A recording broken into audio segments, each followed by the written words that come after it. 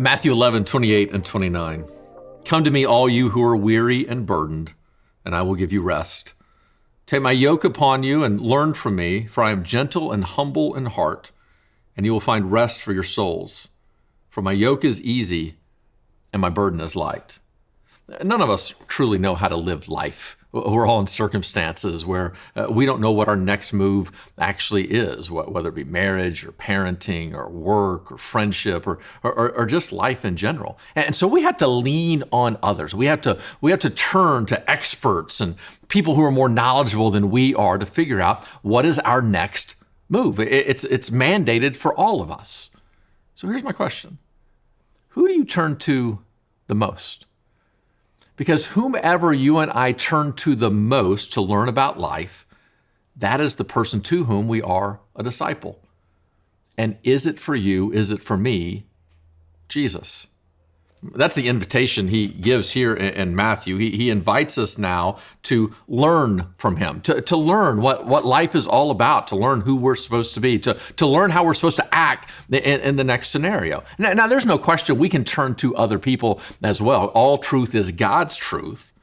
But if you and I tend to turn more often to ChatGPT or Jordan Peterson or Mel Robbins, if we turn toward these people more often then we actually turn to Jesus, then in reality, we are a disciple of them, not a disciple of his. I love the way Dallas Willard puts it whenever he talks about what it means to be a disciple. He makes three very simple statements. Let's listen to these. That to be a disciple of Jesus means I am learning to do the things that Jesus explicitly said to do. So there's a fixation now on the things that Jesus very clearly said, not debated, not questioned. You and I both know he said to forgive. You and I both know he said to follow him. You and I both know he said to die to ourselves. The things that Jesus explicitly said to do, a disciple of his is fixated on those things and trying to carry those things out. Have you looked today at what Jesus explicitly said to do? And then he says, I'm learning to conduct the usual activities of life in the character and the power of Christ.